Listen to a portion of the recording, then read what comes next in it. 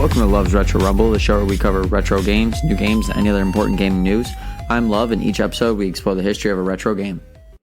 Today we're diving into one of the most brutal and controversial arcade classics of the late 80s, Splatterhouse.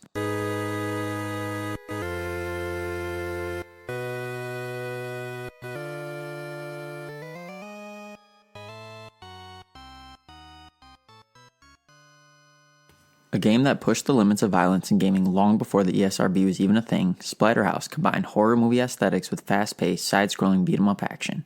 But how did this horror-infused arcade title come to life, and where's the franchise today? Let's put on our terror mask and step into the blood-soaked history of Splatterhouse. The late 1980s saw an explosion of beat-em-ups, with games like Double Dragon and Final Fight dominating arcades.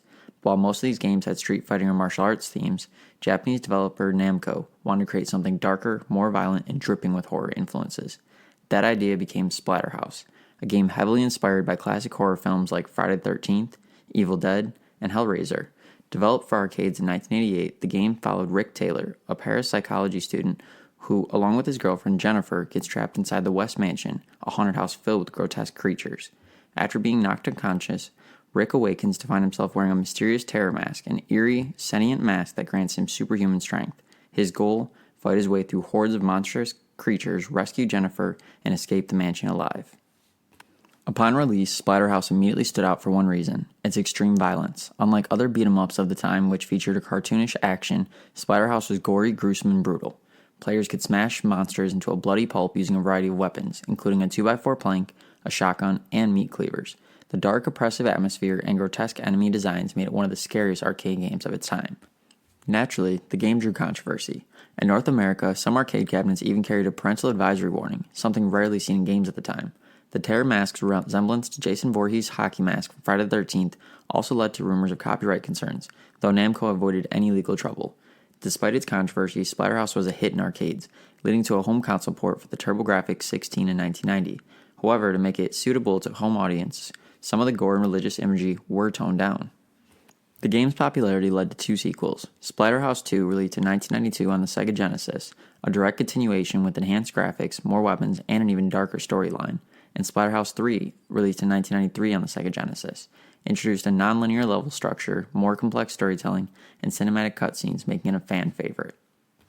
After Splatterhouse 3, the series went quiet for nearly 2 decades. The rise of 3D gaming and new horror franchises overshadowed its arcade-style brutality.